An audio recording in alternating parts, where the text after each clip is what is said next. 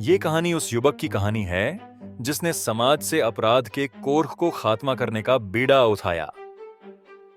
ये बीड़ा उठाने वाला हाथ है उस किशोर का जो आसमान में चमक रहे ध्रुव तारे के समान अपराध खत्म करने की अपनी प्रतिज्ञा पर अटल है और जिसका नाम है सुपर कमांडो ध्रुव।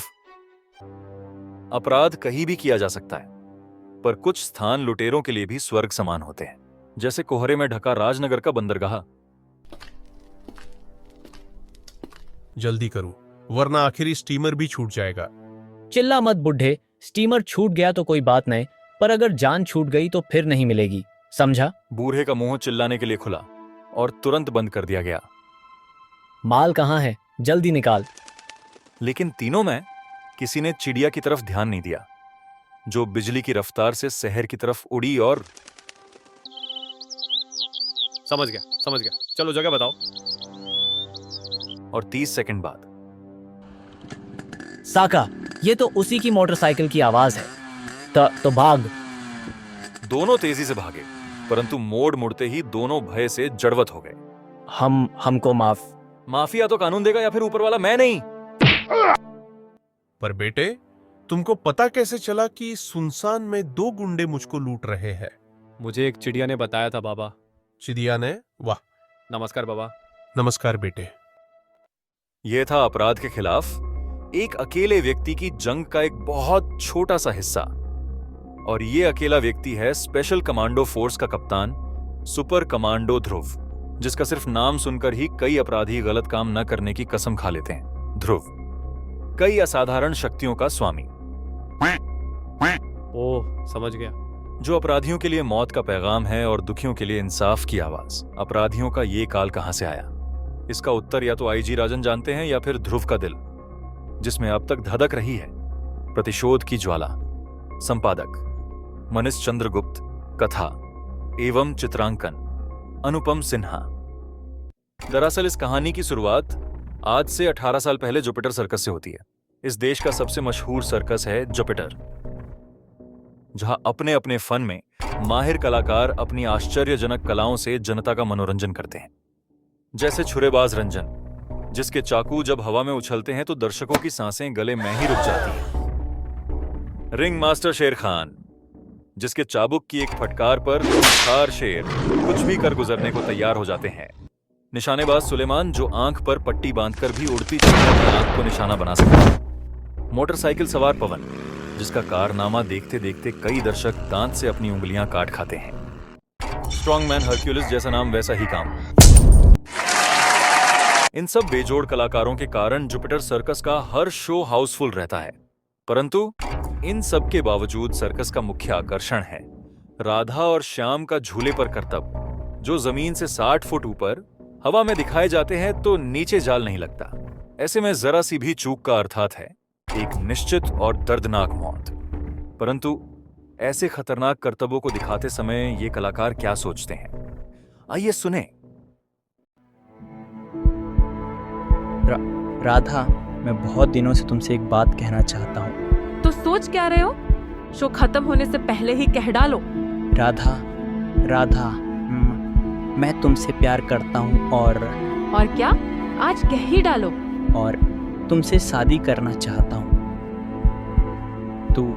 तुम तैयार हो? पर इससे पहले कि श्याम राधा का जवाब सुन पाता,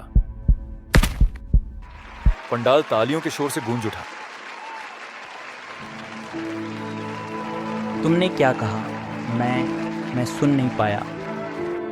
मैंने कहा हाँ। सच? हाँ बुद्धू, तुम इतने डरपोक हो ये मुझको पहले नहीं पता था। दरअसल राधा, ये बात कहना झूले पर करतब दिखाने से भी ज्यादा मुश्किल है। ऐसा क्या? तो इस तरह उस संबंध की शुरुआत हुई जो जल्दी ही पति पत्नी के संबंधों में बदल गई, और इसी पवित्र संबंध ने शीघ्र ही एक हस्तपुस्त पुत्र को जन्म दिया। देखो श्याम, हमारे बेटे की आंखें कैसे चमक रही है। हाँ राधा, इसका नाम भी हम एक चमकते सितारे पर ही रखेंगे, उत्तर का सबसे चमकीला सितारा, ध्रुव।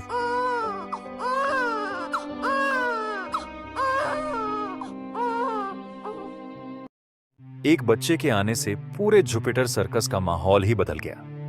नन्हा ध्रुव सिर्फ सर्कस के कलाकारों का ही नहीं, जानवरों का भी आंखों का तारा था। मासूम जानवर अपने खाने का हिस्सा बचाकर ध्रुव के लिए ले जाते, ओह नहीं सबीना, और सर्कस का मालिक जैकब तो जान छिड़कता था ध्रुव पर। आजा आजा बेटा। जानवरों की भी भाषा होती है। इस बात का एहसास नन्हे ध्रुव को बहुत तेजी से हो रहा था। क्या कहा, जोर से बोलो। खेलने चलो। अच्छा ठीक है, लेकिन शाम को खेलेंगे, अभी माँ मारेंगी। 5 साल का होते होते ध्रुव कई कलाओं में माहिर होने लगा था। घबराओ मत, वो गिरेगा नहीं। रस्सी पर चलना उसके लिए खेल है। छुरेबाज रंजन को सबसे ज्यादा भरोसा था ध्रुव पर। वाह वाह, सिर्फ आधा इंच की दूरी पर। सुलेमान को भी दांतों तले उंगली दबानी पड़ी। यह तो मेरा भी बाप निकलेगा। जो शेर बाघ शेर खान तक की बात नहीं मानते थे, वे ध्रुव के इशारे पर अपनी जान दांवों पर लगा देते थे। परंतु रस्सी के झूले पर करतब सीखना सबसे ज्यादा कठिन काम होता है। इसके लिए ध्रुव को तब तक इंतजार करना पड़ा जब तक वो 13 वर्ष का नहीं हो गया। शाबाश बेटे, पैरों को जितना अधिक मोड़ सकोगे, कलाबाजी करना उतना ही आसान होगा। मोटरसाइकिल सीखने का भी यही समय था। बहुत अच्छा। उछलते वक्त बदन को और आगे झुकाया करो। अपने बदन और पैरों को खास तरीके से मोड़ाए तो हवा में ही मोटरसाइकिल को मोड़ सकते हो।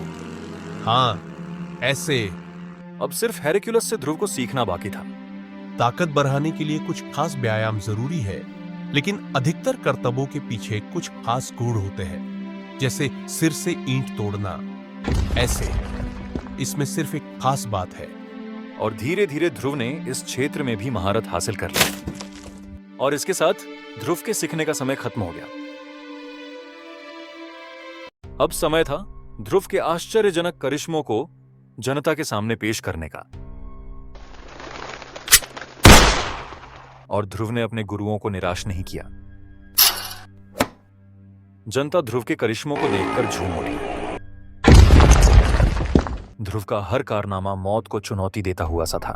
ध्रुव के करतबों ने जुपिटर सर्कस को एक बार फिर ख्याति के शिखर पर खड़ा किया। जुपिटर सर्कस का मालिक ध्रुव को पाकर अपने आप को दुनिया का सबसे भाग्यशाली व्यक्ति समझ रहा था। लेकिन जैकब के निश्चिंतता के साथ दूसरे सर्कसों के मालिक की मुसीबतें बढ़ती जा रही थीं, जैसे कुंदनपुर में चल रहे ग्लोब सर्कस की। बॉस, इस नाथू ने आज फिर शैतान को मांस का एक टुकड़ा ज्यादा दिया। क्यों बे नाथू कमीने? हमने तुझको जानवरों पर नजर रखने के लिए रखा है या उनको तगड़ा करने के लिए? मांस की बोटी का पैसा क्या तेरा बाप देगा? बोल। मालिक, वो शैतान भूख से रो रहा था तो गलती हो गई मालिक, माफ कर दीजिए। तूने हमारा बहुत नुकसान किया है नाथू। जुबिस्को, इससे उस बोटी का दाम वसूल कर लो। ना नहीं मालिक, रहम कीजिए। भयभीत नाथू पलटा, लेकिन तभी जुबिस्को का बलिष्ठ मुक्का उससे आ लगा, और इससे पहले कि उसके मुंह से चीख निकलती, जुबिस्को का दूसरा करारा वार उस पर पड़ चुका था। इस बार चीखने का कोई मौका न था, क्योंकि नाथू धीरे धीरे अंधेरे में डूबता जा रहा था। अरे, ये तो बेहोश हो गया बॉस। सिर्फ 2 घूंसों में। बड़ा कमजोर निकला। बेचारे को शैतान की बड़ी चिंता थी। जीते जी तो बेचारा उसकी सेवा नहीं कर पाया, शायद मरकर सेवा कर पाए। समझ गया boss. You are genius boss.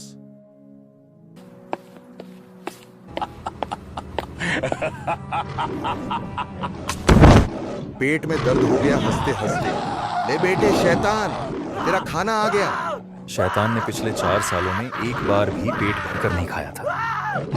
आज वो हड्डी तक चबा जाने के मूड में था। बेचारा नाथू पैर फिसलने से शेर के पिंजरे में गिर पड़ा और मर गया।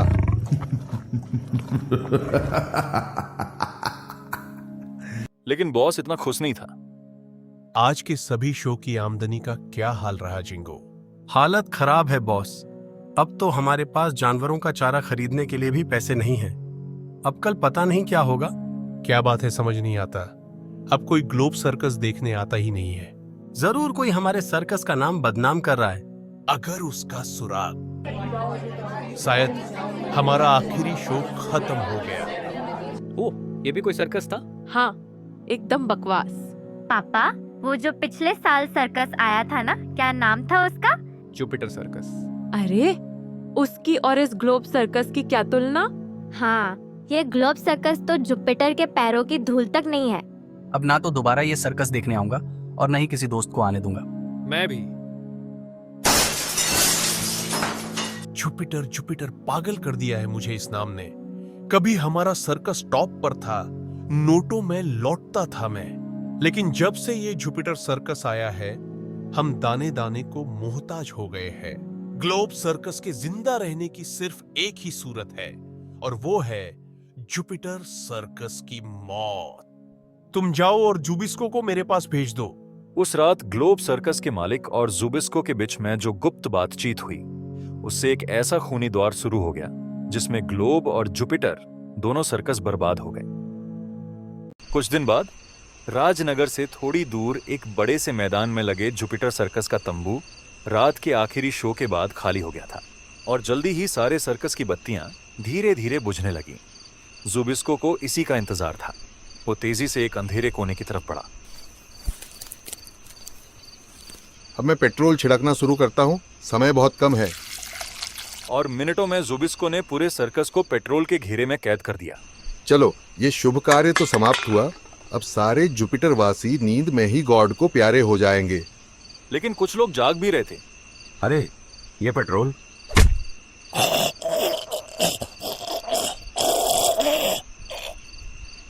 बाल बाल बचा, वरना इसके चिल्लाते ही सारा खेल खत्म हो जाता।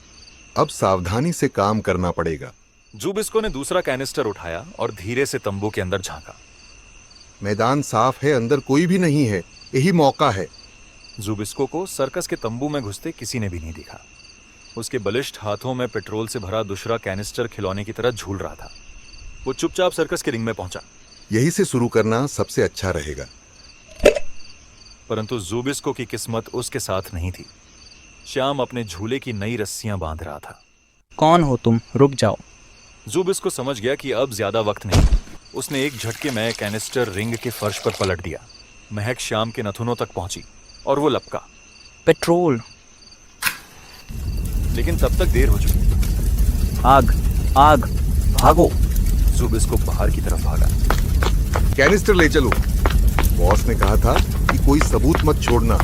परंतु अगले ही पल श्याम की लात उसकी पीठ पर घोड़े की दुलत्ती की तरह पड़ी। अंदर ध्रुव अपने कपड़े बदलने ही जा रहा था कि आग। वो तेजी से बाहर भागा और उसकी नजर सबसे पहले जुबिस्को और अपने पिता श्याम पर पड़ी। नहीं। ताकत में जुबिस्को श्याम से दुगना था।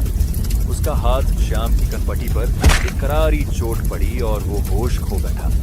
जुबिस्को ने श्याम को हवा में उठा लिया और इससे पहले कि ध्रुव आग की लपटों को पार करके उन तक पहुंच पाता, बेहोश श्याम को जुबिस्को ने जल्दी आग में झोंक दिया। नहीं।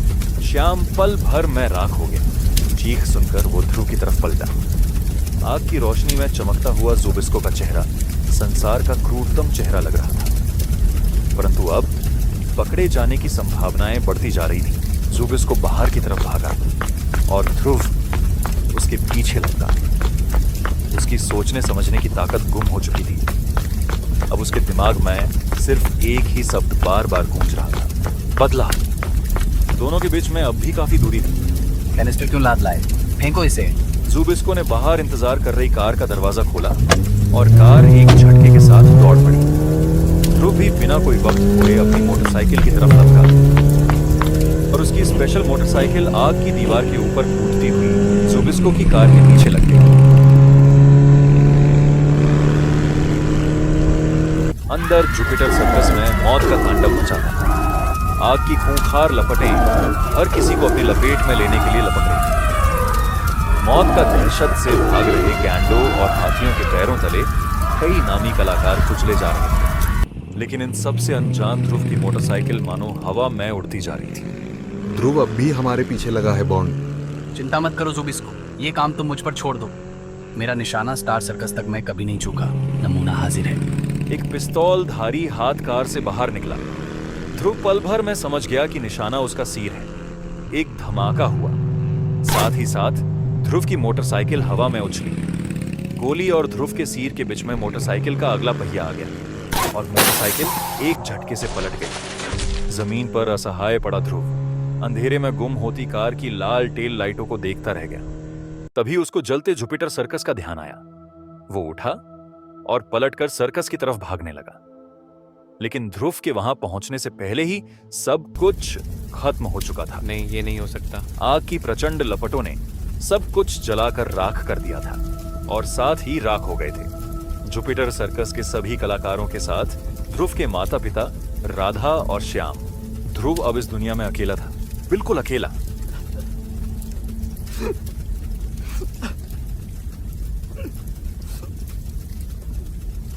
उसने धीरे धीरे अपना चेहरा उठाया। आंसुओं से भीगे उसके चेहरे पर दो आंखें अंगारों की तरह चमक रही थीं। मैं इस राख को उठाकर कसम खाता हूं कि मैं उन खूंखार दरिंदों को नहीं छोड़ूंगा, कभी नहीं। ये ध्रुव की प्रतिज्ञा है और ध्रुव अपनी बात पर अटल रहता है। अचानक आकाश पर दूर दूर तक घने बादल छा गए। बिजलियां कड़कने लगी और हवा तेजी से बहने लगी। शायद भगवान स्वयं ध्रुव की इस प्रतिज्ञा से दहल उठे थे और जोरों से बारिश शुरू हो गई। घटनास्थल शहर से दूर होने के कारण फायर ब्रिगेड की गाड़ियां अब तक नहीं आ पाई थी, लेकिन अब उसकी आवश्यकता भी नहीं थी। बारिश की तेज बौछार ने जुपिटर सर्कस की आग को पूरी तरह बुझा दिया था, परंतु ध्रुव के दिल में लगी आग अब तक धधक रही थी। वो मुड़ा और तेजी से एक तरफ चल पड़ा।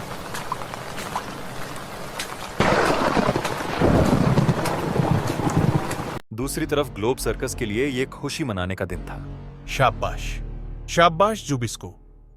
मुझको तुमसे यही उम्मीद थी, पर तुमको किसी ने देखा तो नहीं। क्यों?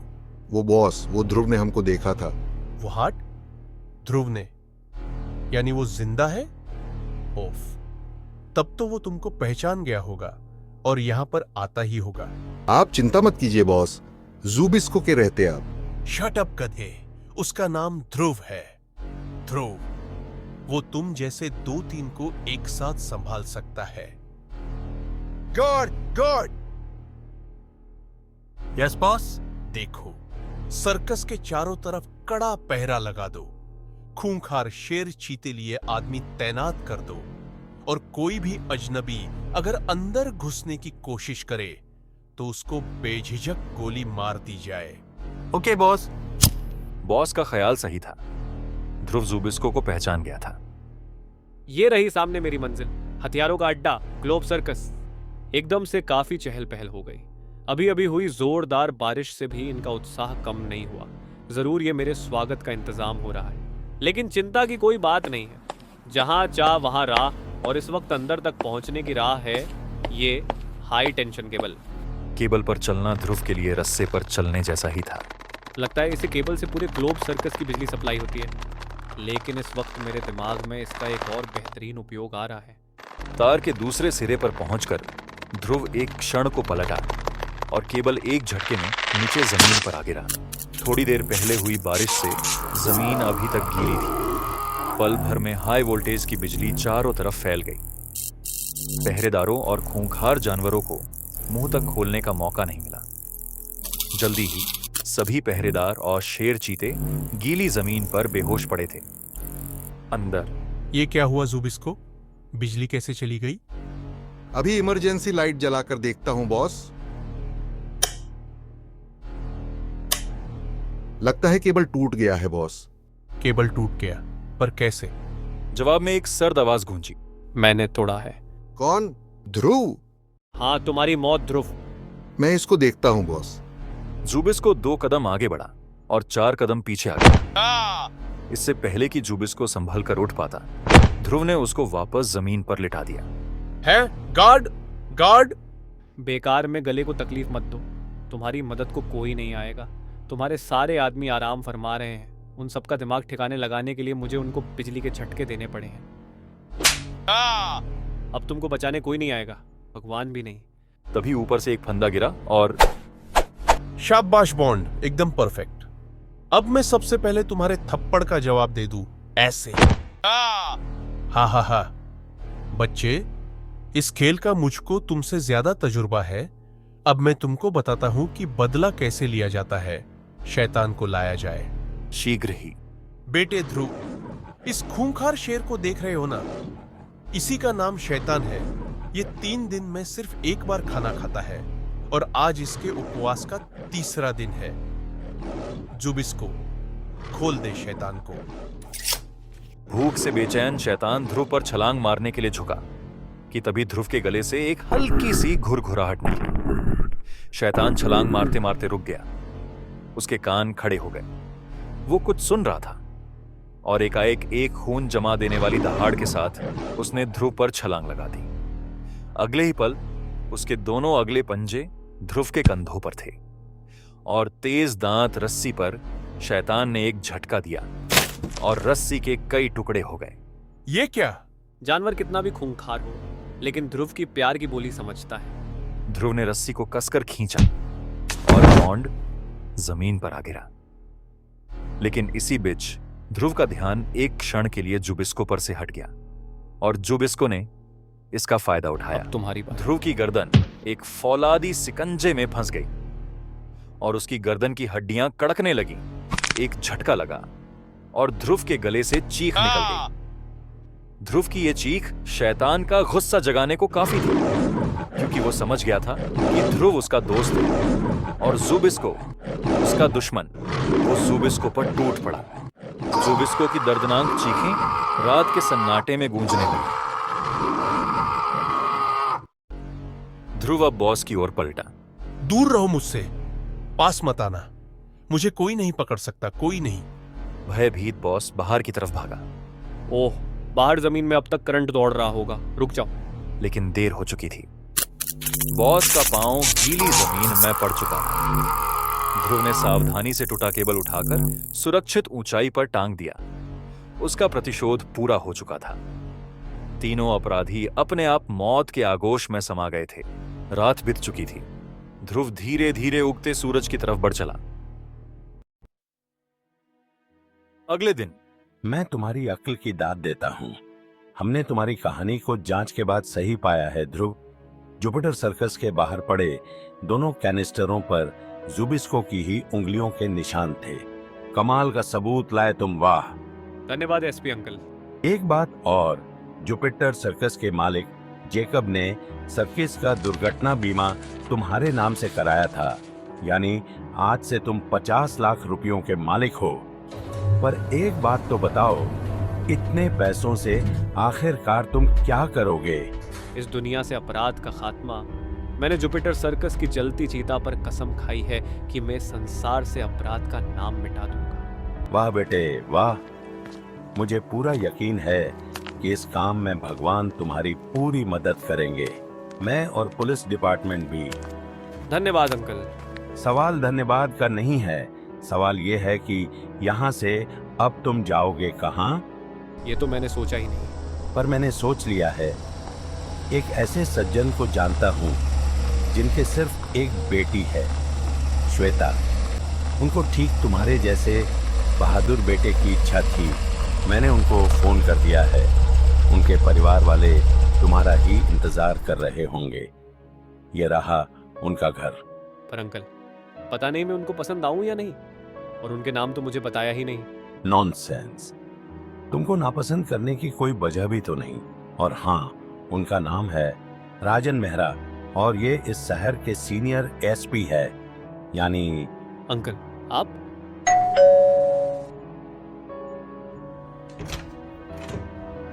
हाँ बेटे, तुम्हारे इस नए घर में तुम्हारा स्वागत है।